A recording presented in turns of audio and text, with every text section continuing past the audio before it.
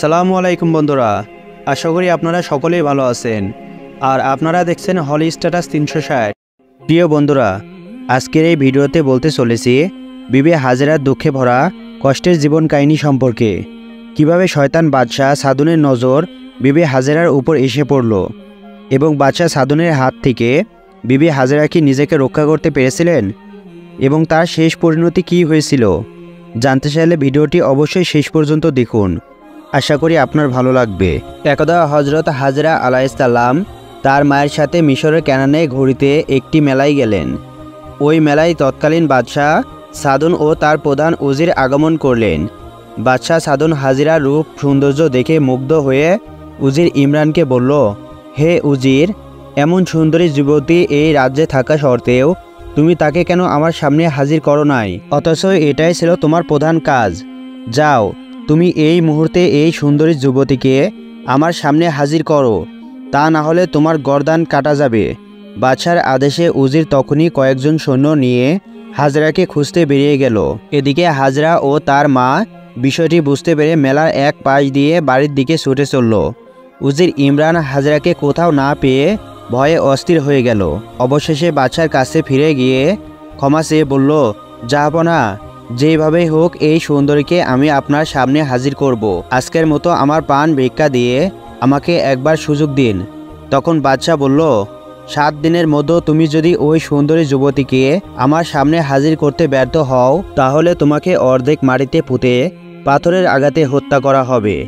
এদিকে হাজরা ও তার মা তাদের ঘরে এসে প্রবেশ করলেন এবং হাজরা কান্নারত কণ্ঠে তার মাকে বললেন, আম্মাজান, আমার মনে হয় এই ঘরে আর এক মুহূর্ত থাকা উচিত হবে না। বাচ্চার লোকজন হয়তো এক্ষুনি এখানে এসে পৌঁছে যাবে।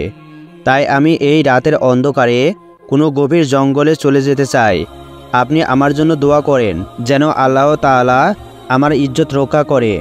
মা তার কলিজার টুকরা হাজরাকে বললেন, তোমাকে আমি একা যেতে দেব না, তোমার সাথে আমিও যাব। তখন হাজরা বলল, মা, আমাকে বনে বনে দৌড়ে পালাতে হবে। আপনি এই দুর্বল শরীর নিয়ে দৌড়ে পালাতে পারবেন না, সুতরাং আপনি আমাকে বিদায় দিন। আমি সুযোগ পেলে আপনাকে এসে দেখে যাব। অতঃপর অত্যাচারী বাদশাহ সাদনের ভয়ে হাজিরা রাতের অন্ধকারে নিজ গৃহ ত্যাগ করে গভীর জঙ্গলে চলতে লাগলেন এবং কষ্টে তার বুক ফেটে যাচ্ছিল। এদিকে তার মা 2 রাকাত নামাজ আদায় করে 2 হাত তুলে হাজিরার জন্য দোয়া করতে লাগলেন। এরই মধ্যে 3-4 জন সেখানে এসে উপস্থিত হলো এবং বাইরে থেকে বলতে লাগলো, এই হাজিরা, বাহিরে বেরিয়ে আসো, আমরা বাদশার হুকুমে এসেছি, তোমাকে এক্ষুনি বাদশার দরবারে হাজির হতে হবে। অতঃপর তারা কোনো সাড়া না পেয়ে ঘরের ভিতরে প্রবেশ করলেন এবং বৃদ্ধাকে বলল, হাজিরা, তোমার কে হয়? সে এখন কোথায় আছে? তাকে বের করে দাও। তিনি বললেন, আমি হাজিরার মা, কিন্তু হাজিরা এখন কোথায় আছে আমি জানি না। তখন ইমরানের এক সঙ্গী বলল, তাকে উত্তম মাধ্যম দিলে সব সত্যি বেরিয়ে আসবে। এই বলে চাবুক দিয়ে বৃদ্ধাকে আঘাত করতে লাগলো। তার শরীর ফেটে রক্ত বের হতে থাকলো। অতঃপর তাকে বাদশার কাছে নিয়ে আসলো। কিন্তু বাদশাহ যখন শুনল হাজেরার কোনো সন্ধান পাওয়া যায়নি, তখন সে আদেশ দিল, এই বৃদ্ধাকে কারাগারে বন্দি করে তার প্রাণহারা বন্ধ করে দাও। যতক্ষণ সে না বলে তার কন্যা কোথায় আছে ততক্ষণ তাকে এইভাবে রেখে দাও। বাদশার আদেশে হাজেরার মাকে কারাগারে বন্দি করা হলো। চাবুকের আঘাতে তার মায়ের শরীর দিয়ে রক্তের স্রোত বয়ে যাচ্ছিল এবং রক্তবমি হচ্ছিল, ফলে তিনি বেহুশ হয়ে সেখানে মৃত্যুবরণ করলেন। এদিকে হাজেরা বাদশার ভয়ে গভীর জঙ্গলে লুকিয়ে রইলেন। এভাবে দিন অতিবাহিত হয়ে সন্ধ্যা হলো। অতঃপর রাত যখন একটু গভীর হলো, হাজেরা তখন লুকিয়ে লুকিয়ে নিজের বাড়ি ফিরে আসলো এবং এসে দেখে দরজা সম্পূর্ণ খোলা। ঘরের ভিতরে অন্ধকার, কোনো আলো নেই। হাজেরা মা মা করে ডেকে কোনো সাড়া পেলেন না। তখন হাজেরা পাশের বাড়ির এক প্রতিবেশীর কাছে জিজ্ঞাসা করলেন। তখন প্রতিবেশী বলল, হাজরা, তুমি এখন কোথা থেকে আসছো? বাদশাহ পুরস্কার ঘোষণা করেছে তোমাকে ধরার জন্য। সকালে বাদশার লোকজন এসে তোমার মাকে মারধর করে গ্রেপ্তার করে নিয়ে গিয়েছে। এই কথা শুনে হাজরা চিৎকার দিয়ে কেঁদে উঠলেন।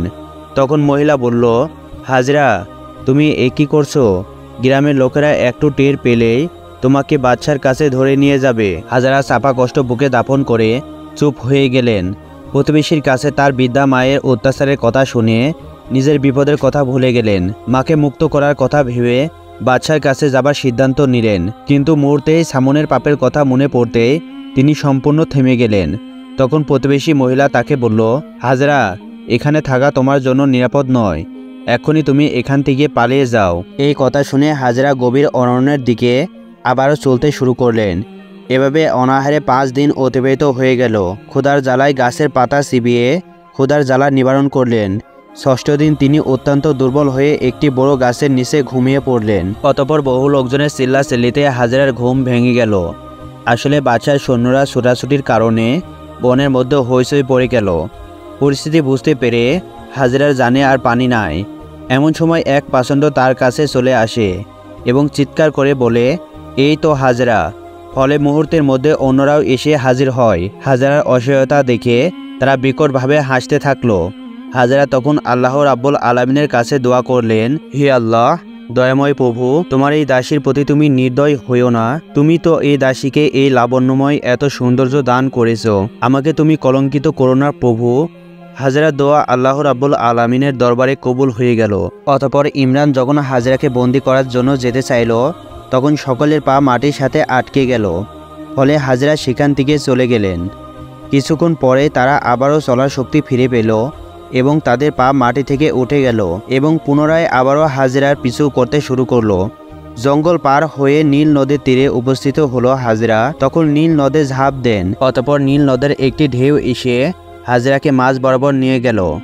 তৎক্ষণি ইমরান এসে সেখানে উপস্থিত হলো। তারপর দেখল হাজরা মাঝ নদীতে হাবুডুবু খাচ্ছে। তখন ইমরান বলল, তোমরা এক্ষুনি নদীতে ঝাঁপিয়ে পড়ো। তোমরা কি কাপুরুষ নাকি যে নদীর পানি দেখে ভয় পাচ্ছ?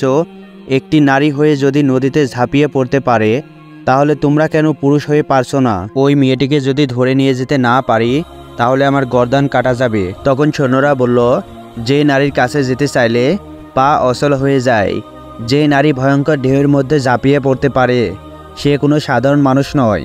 এই বলে তারা সবাই সেখান থেকে চলে গেল। এবার ইমরান একাই নদীর তীর ধরে ছুটে চলল। কিছু দূর যাওয়ার পর দেখতে পেল দুজন জেলে জ্ঞানহারা অবস্থায় হাজরাকে নিয়ে নদীর তীরে দাঁড়িয়ে আছে। তখন ইমরান বলল, এই মেয়েটিকে বাদশার কাছে পৌঁছানোর আদেশ হয়েছে, তাই আমি যা বলবো তোমরা তাই করো। অতঃপর ইমরান জেলেদেরকে দিয়ে একটা পালকির ব্যবস্থা করে হাজরাকে নিয়ে বাদশার কাছে রওনা হলো। অতঃপর বাদশার বিশেষ কারাগারে হাজরাকে বেহুশ অবস্থায় রাখা হলো। সেখানে অতি সুন্দর বালাখানা, সোনার তৈরি খাট পালং এবং মণিমুক্তায় সাজানো ঝাউবাতি। সেখানকার প্রহরীরা সবাই নারী, সেখানে কোনো পুরুষ প্রবেশ করতে পারে না। বাদশা সাধারণ সুন্দরী নারীদেরকে নিয়ে সেখানে তার কামলালসা মেটায়। হঠাৎ হাজরার জ্ঞান ফিরে আসলো। তারপর হাজরা বলল, আমি এখানে কেন? তখন একজন প্রহরী নারী এসে বলল, তোমার জন্য এই বালাখানা সাজানো হয়েছে, তুমি এখানে আরামে থাকবে। তখন হাজরা বলল, এটা কি বাদশা সাধনের বালাখানা? প্রহরীরা বলল, জি হ্যাঁ, এটা বাদশার আদেশেই তোমাকে এখানে আনা হয়েছে। আমরা সব দাসীরা তোমার সেবায় নিয়োজিত থাকব। তখন হাজরা বলল, আমাকে এখানে কেন আনা হয়েছে তা তোমরা নিশ্চয় জানো, দয়া করে তোমরা আমাকে এই বিপদ থেকে রক্ষা করো। তখন প্রহরীরা বলল, আমরা তো কেবল বাদশার হুকুমের দাসী, আমাদের কিছুই করার নেই। তখন হাজরা কান্নারত কণ্ঠে বললেন, আর যদি কিছু নাই করতে পারো তাহলে আমাকে হত্যা করে ফেলো। ইতিমধ্যে একজন দাসী তার জন্য খাবার নিয়ে আসলো, কিন্তু তিনি খেলেন না। 2 চোখের অশ্রুতে বুক ভাসাতে লাগলেন। তারপর হাজরা বলল, তোমরা কি বলতে পারো 1 সপ্তাহ আগে বাদশার লোকেরা আমার মাকে ধরে নিয়ে এনেছে, তিনি এখন কোথায় আছেন, কেমন আছেন? তখন দাসী বলল, তুমি আগে খেয়ে নাও, তারপর তোমার মাকে খবর দেব। এই কথা শুনে তিনি বুঝতে পারলেন তার মা আর বেঁচে নেই। তাই তিনি সেজদায় লুটিয়ে কান্নারত হয়ে বললেন, হে মহান রাব্বুল আলামিন, হে আমার খোদা, এই হতভাগীর কি এমন অপরাধ? নিজের ইজ্জত বাঁচানোর জন্য কত বন জঙ্গলে ঘুরে বেড়ালাম, নীল নদে ঝাঁপিয়ে পড়লাম, তবুও তুমি এদের কবলে আমাকে আবদ্ধ করলে। তখন আল্লাহর পক্ষ থেকে বলা হলো, হাজরা, আমি আমার প্রিয় বান্দা বান্দিদেরকে দুঃখ বিপদে ফেলে পরীক্ষা করে থাকি, তুমি ধৈর্য ধারণ করো। এই কথা শুনে হাজরা বলল, হে প্রভু, তবে তোমার ইচ্ছায় পূর্ণ হোক। এরই মধ্যে একজন দাসী এসে বলল, মা, বাদশা তোমার সাথে সাক্ষাৎ করতে এসেছে। এই কথা শুনে হাজরা ঘৃণায় চোখ ফিরিয়ে নিলেন। তখন বাদশার সাধন তার সামনে এসে বলল, কি সুন্দরী, আমাকে দেখে মুখ ফিরিয়ে নিলে কেন? এখানে তুমি আর আমি ছাড়া তো আর কেউ নেই। আমাকে বরণ করে নিলেই তোমার ভালো হবে, আর আমি তোমার হয়ে যাব, আর এই ধন ভাণ্ডার সব তোমার হাতে তুলে দেব। এবং এই বালাখানার সমস্ত দাস দাসীরা তোমার সেবায় নিয়োজিত থাকবে। সুতরাং আমায় বরণ করে নিয়ে আমার প্রেম লালসা মিটিয়ে দাও। এটা শুনে ঘৃণায় হাজেরার শরীর ফেটে যাচ্ছিল। তিনি একদম চুপচাপ রইলেন। এটা দেখে বাদশাহ সাদন রাগান্বিত হয়ে বললেন, এই সুন্দরী, তুমি আমাকে দুর্বল ভেবো না। জীবনে আমি হাজারো নারীকে ভোগ করেছি। আমার কথায় রাজি না হলে আমি তোমাকে জোর করে ভোগ করব। এবার হাজেরা বুদ্ধি খাটিয়ে বললেন, এত অধৈর্য হলে কেন? তুমি যদি আমাকে বেগম রূপে গ্রহণ করো সেটা তো আমার জন্য সৌভাগ্য। এ ব্যাপারে আমাকে একটু সময় দাও। এই কথা শুনে সাদন খুশি হয়ে বলল, বেশ, তুমি সুস্থ হয়ে আমাকে যে আদেশ দিবে আমি তাই করব। এই বলে সাদন রাজ দরবারে চলে গেল। কিছুদিন পর আবার বাদশাহ এসে বলল, কি সুন্দরী, এখন তোমার মতামত কি? এখনো ঠিক হয়নি? আমি যে আর ধৈর্য ধারণ করতে পারছি না। তারপর হাজেরা বলল, আমাকে আর কিছুদিন সময় দিতে হবে। সাদন বলল, তুমি কি আমার সাথে চালাকি করছো? সাবধান, ভুল করো না। তুমি আমার হাত থেকে কিছুতেই রেহাই পাবে না। আমি তোমাকে 3 দিন সময় দিচ্ছি। এরপরে তুমি রাজি না হলে আমি তোমাকে জোর করে ভোগ করব। এই কথা বলে বাদশাহ সেখান থেকে চলে গেলেন এবং বিবি হাজেরা আল্লাহ রাব্বুল আলামিনের কাছে কেঁদে কেঁদে প্রার্থনা করতে লাগলেন, হে দয়াময় প্রভু, আমার দেহ মন প্রাণ ইজ্জত তোমার হাতে সমর্পণ করলাম। তুমি আমাকে হেফাজত করো। 3 দিন পরে বাদশাহ মদ পান করে এসে হাজেরাকে ধরার জন্য হাত বাড়ালো। হাজেরা তখন চিৎকার করে বলে ওঠে, হে প্রভু, আমাকে রক্ষা করুন। এই বলে হাজেরা কক্ষের এক কোণায় ঝাঁপিয়ে পড়লেন। ফলে বাদশাহ তাকে ধরতে পারলেন না। এরই মধ্যে বাদশাহ সাদনের 2 চোখের মধ্যে যন্ত্রণা শুরু হয়ে গেল। ফলে অল্প কিছুক্ষণের মধ্যে তিনি অন্ধ হয়ে গেলেন। তার চিৎকার শুনে সবাই এসে তাকে ধরাধরি করে প্রধান বেগমের কাছে নিয়ে গেলেন, কিন্তু তাতে কোনো লাভ হয়নি। তার 2 চোখ একেবারে অন্ধ হয়ে গিয়েছে। ফলে বিবি হাজেরা তার হাত থেকে রক্ষা পেয়ে গেলেন। কিছুদিন পরে বাদশাহ হাজেরার কাছে এসে কাকতি মিনতি করে বলল, হে পূর্ণবতী রমণী, আমি তোমার সাথে যে অন্যায় আচরণ করেছি তুমি আমাকে ক্ষমা করে দাও। আর আমার জন্য আল্লাহর কাছে দোয়া করো, তিনি যেন আমার চোখের আলো আবার ফিরিয়ে দেন। তারপর বিবি হাজেরা তাকে ক্ষমা করে আল্লাহর কাছে প্রার্থনা করলেন এবং তার একটি চক্ষু ভালো হয়ে গেল। ভালো হওয়ার পরে বাদশাহ আর বিবি হাজেরার প্রতি অসৎ খেয়াল না করে সেখান থেকে বেরিয়ে গেল এবং উজির ইমরানকে হুকুম দিল, তুমি নিত্য নতুন সুন্দরী যুবতীকে আমার কাছে হাজির করবে আর বিবাহিত নারীর স্বামীদেরকে হত্যা করে তাদের স্ত্রীদের আমার কাছে ধরে নিয়ে আসবে। ঠিক এমন সময় ইব্রাহিম আলাইহিসসালাম বিবি সারাকে নিয়ে মিশরের পাশ দিয়ে যাচ্ছিলেন। তিনি তার স্ত্রীকে নিয়ে ভীষণ চিন্তায় পড়লেন, কারণ বাদশার সৈন্যরা দেখে ফেললেই মহা বিপদ হয়ে যাবে। অবশেষে ইব্রাহিম আলাইহিসসালাম বিবি সারাকে একটি বড় সিন্দুকে রেখে উটের পিঠে রেখে পুনরায় যাত্রা শুরু করলেন। অতঃপর রাস্তার মাঝখানে বাদশার প্রহরীরা ইব্রাহিম আলাইহিসসালামের পথ গতিরোধ করে বলল, তোমার সিন্দুকটি খোলো। তখন ইব্রাহিম আলাইহিসসালাম বললেন, সিন্দুকটি খুলতে আমার অসুবিধা রয়েছে। তোমরা এর ওজন পরিমাপ করো, আমি তার পরিমাপ অনুযায়ী টাকা দিয়ে দেব। কিন্তু প্রহরীরা এই প্রস্তাব মানতে নারাজ। তারা কথা কাটাকাটি করে সিন্দুকটি খুলে নিজেরাই আশ্চর্য হয়ে গেল। তারা দেখতে পেল যে এক অপরূপ সুন্দরী যুবতী সেখানে। ইব্রাহিম আলাইহিসসালাম তখন আল্লাহ রাব্বুল আলামিনের কাছে বললেন, হে আল্লাহ, তুমি আমার স্ত্রীর মান ইজ্জত হেফাজত করো এবং বাদশাহ সাদনকে তুমি হেদায়েত দান করো। অতঃপর প্রহরীগণ তাদেরকে নিয়ে রাজদরবারে হাজির করল।